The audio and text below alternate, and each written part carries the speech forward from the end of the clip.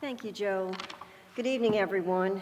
Thank you all for being here on such a special day for our franchise. We are so pleased to welcome David Griffin to the New Orleans Pelicans family, along with his lovely wife, Meredith. I would like to first mention just how proud I am of everyone within the Pelicans organization and their efforts this season. While the final outcome was not what we wanted, we are here today to change the direction and future of our organization. Most importantly, I would like to personally acknowledge our coach, Alvin Gentry, who did an incredible job this season under some very challenging times. The process that we went through interviewing candidates for this position was very thorough. I am proud to say that we had arguably the best group of NBA management candidates available to interview with us. These were the top candidates, and although it was a difficult decision, I am so pleased that we were able to welcome David as a member of the Pelicans family. His vision and plan for our future fits with our goal, and that is to bring an NBA championship to New Orleans. As I have mentioned to David in our conversations, we are fully committed to providing any and all resources he may need in order to build a competitive roster with the ultimate goal of winning an NBA championship. I would also like to take this opportunity to thank our loyal fans for their continued support. During the interview process, David and I spoke about our home playoff games against Portland last year. I was so proud of our fans, all dressed in red. They filled the Smoothie King Center, and the excitement they provided to our players was something very special. It is my wish for our fans to experience that again this upcoming season. Thank you again all for being here, and we look forward to bringing you a winning season this year. Thank you.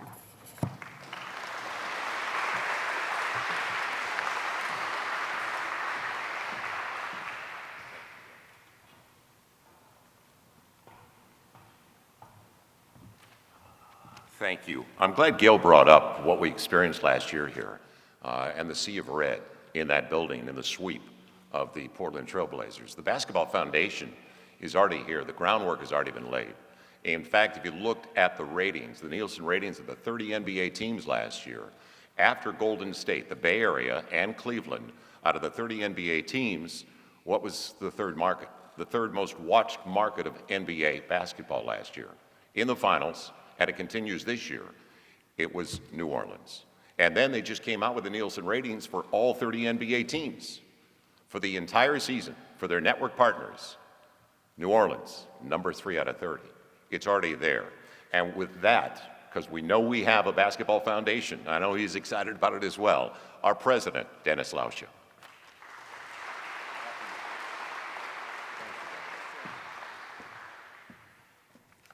Thank you, Joel. And number 3, it sounds good, but we want to be number 1. So I know we're going to get there. First, I want to thank everyone who participated in the selection process, including the candidates, the numerous and countless people we talked across the league, other NBA owners, presidents, GMs, talking to the leadership at the NBA as well. Really appreciate everyone's input. I want to thank a dozen or so people who work so hard and diligently in our own organization to help us through this process. There was a lot of work, a lot of analysis, a lot of review to execute this process, and I really do appreciate everyone's hard work. Particularly want to thank Mike Ford, who worked with us so well, as well as Pat McKinney, who's here, who worked with us as well. Obviously, I want to thank Mrs. Benson. Her leadership and participation in the process was outstanding and very insightful, and never can go without saying her commitment to the city and to this franchise is very much appreciated, and we never take that for granted, so thank you very much.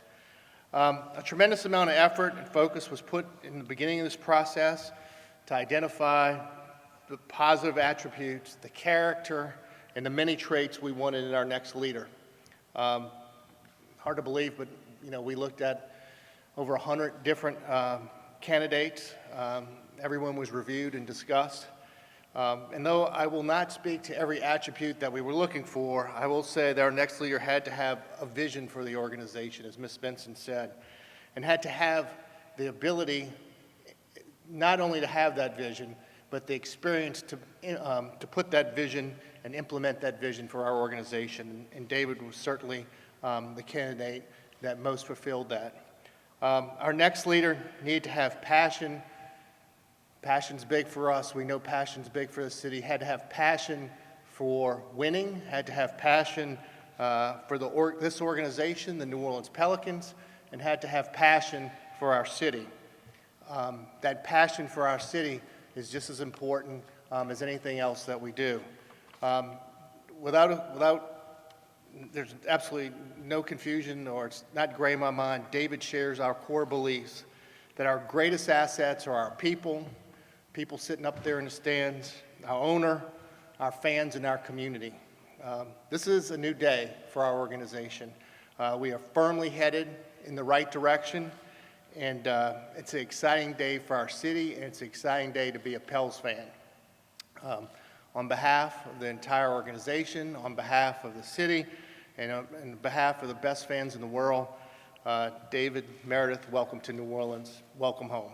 So, thank you.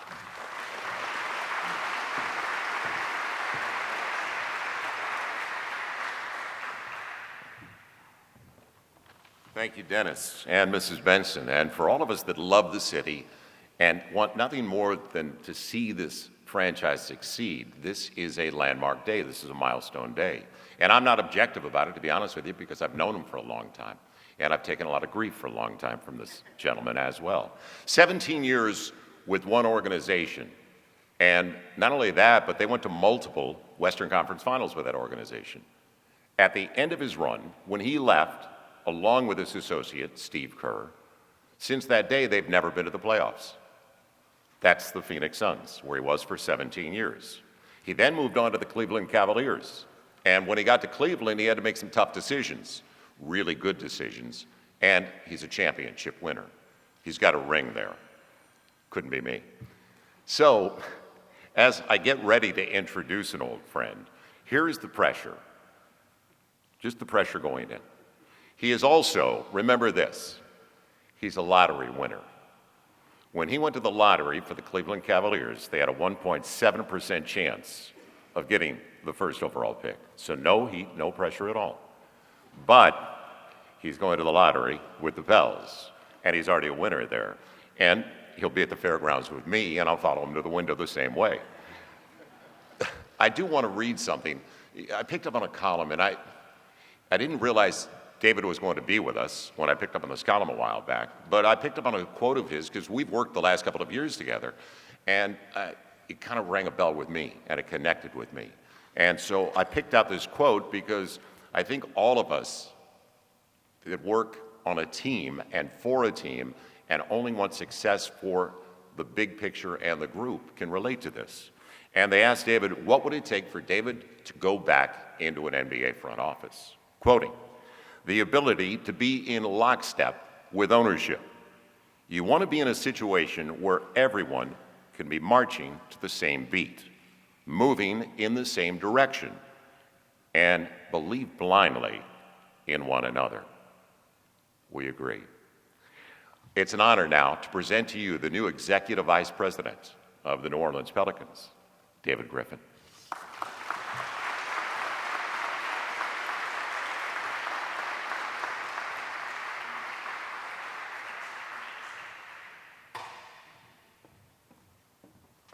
Well, nothing quite like stepping in with some expectation. Thank you, lottery winner comment, Joel.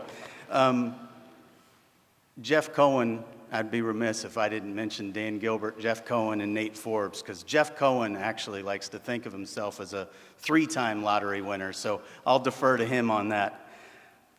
First, I'd like to thank Mrs. Benson, Dennis Lauscha, and the entire Pelicans organization and ownership team for entrusting us with this incredible opportunity. I'm humbled and honored to represent this franchise and our amazingly passionate fan base. As an aside, my infatuation with New Orleans began when I was 14 years old. I promised the people who used to work for me I wasn't going to cry, so I'm going to fight this. I bought the first suit and sport coat that I owned in advance of a trip to New Orleans for what was the International Video Game Convention.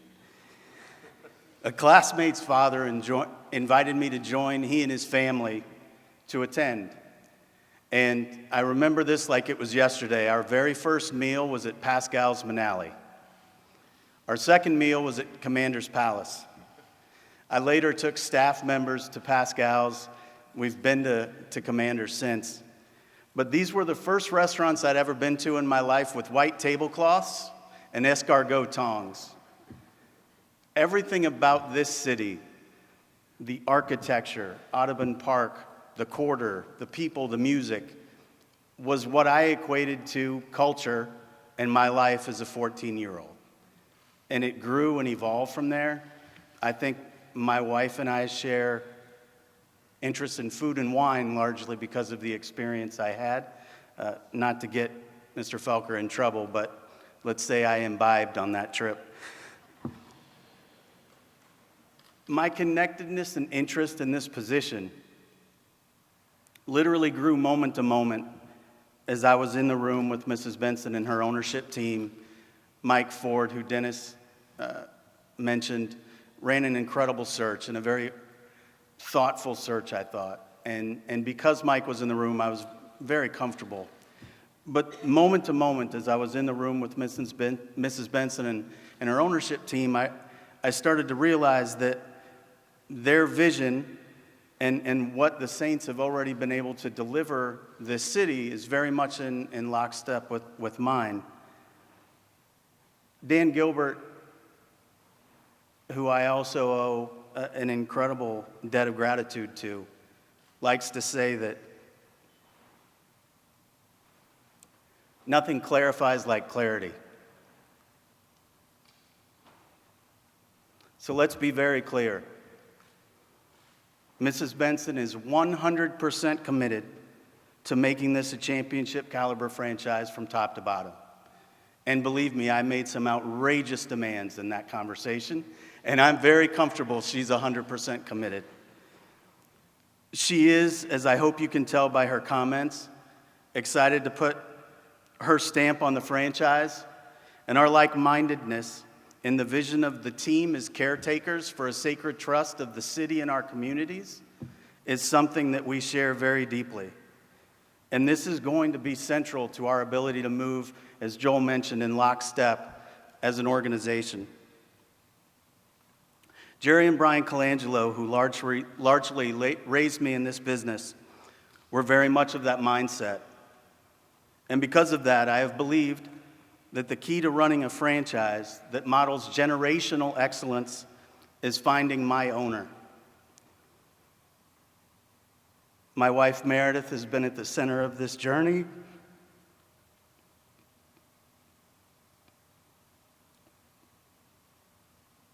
From the beginning, and collectively, we very much believe that this search is over.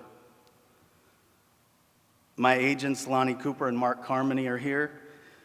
They certainly hope it is, because I haven't been the easiest candidate to represent with the level of selectiveness I've been employing. So on behalf of them, I thank you as well.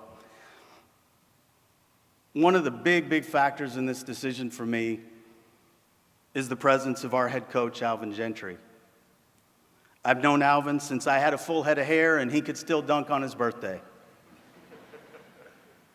I'm not sure how long ago that was, but suffice it to say, we are known to each other. Steve Kerr and I hired him as our head coach, and we took a run to the Western Conference Finals together.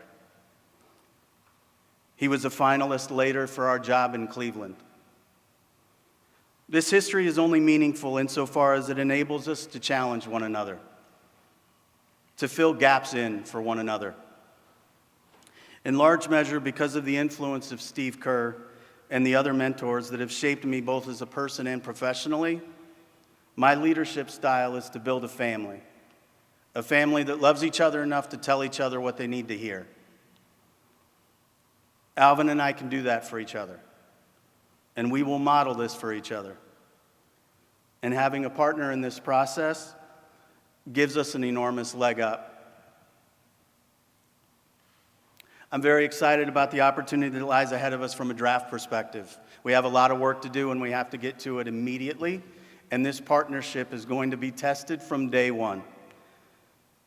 I'm very excited about what's already here, relative to some of the younger players on our roster, relative to a player that I believe very much represents who we want to be in Drew Holiday, relative to many of the existing staff, many of whom are already engrossed in making us better today. I'm extremely optimistic relative to the opportunity that lies ahead of us in the form of Anthony Davis. Fortunately, because of the presence of people like LeBron James and Kyrie Irving and Kevin Love, and leadership in that locker room from a veteran presence like James Jones and Channing Frye, Dante Jones, Kendrick Perkins. We have a very long, successful history together with Clutch Sports. Rich Paul and I have spoken about Anthony, and I think we are both excited about what we could potentially build here. I have plans to sit down with them both. But once again, like with Alvin, the only reason history matters is that you can have a very frank, very candid conversation. Rich Paul and I were part of succeeding in the manner that they can understand, and they will understand when I say this. You are either all the way in or you are all the way out, and there is no in between. When the measure of success in your franchise is going to be championships and generational excellence, this is not something that we negotiate about. This is not something we make allowances for. This is something that you live every day of your life. And I have every reason to believe Anthony will want to do that.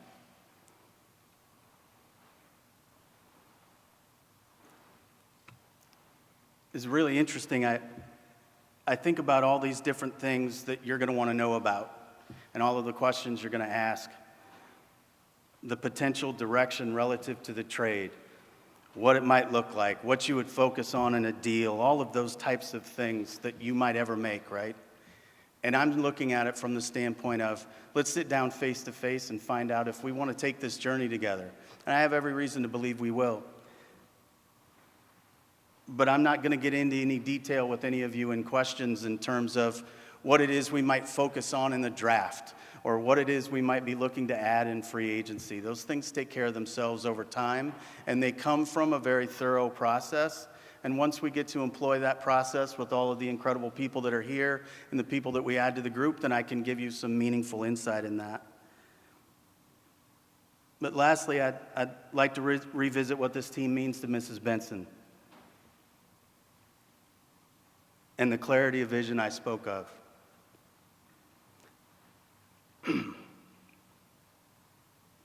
Make no mistake about this, we're in the business of competing for championships. This is also going to be the very last day you hear any member of basketball operations use that word. That's not a word that you just use. If other people want to use that word, that's for them. People in this building, everyone that plays for this team, Alvin and his coaching staff, they understand this. You don't say the word championship. You earn the right to have other people say it about you by the actions you take every single day. So walking out of here, we're all going to work to get better than we were yesterday. And all of you are going to work to get better than you were yesterday like you already have. Everyone here is going to do the same thing. And if we're really good at what we do in delivering on Mrs. Benson's vision, then everyone else can use that word for us. So from here on out, we can call that the C word, and that's all there is to it. Thank you for your time and having me here today. I really look forward to getting to know you all in the coming days.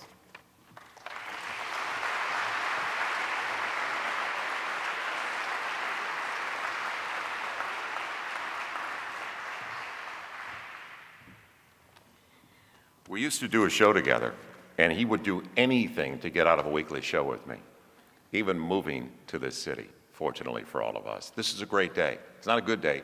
It is a monumental day for this franchise, headed in the right direction with championship aspirations. I used it. I won't use it again, I promise. We're going to have Q&A, but first we're going to have Dennis, Mrs. B, would you come on up so we can do a jersey presentation?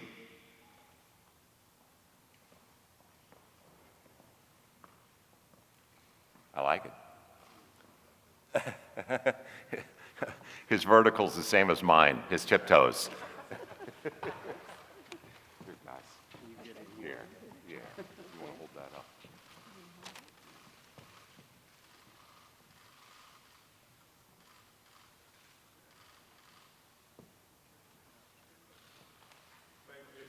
You can tell I've never had a jersey on.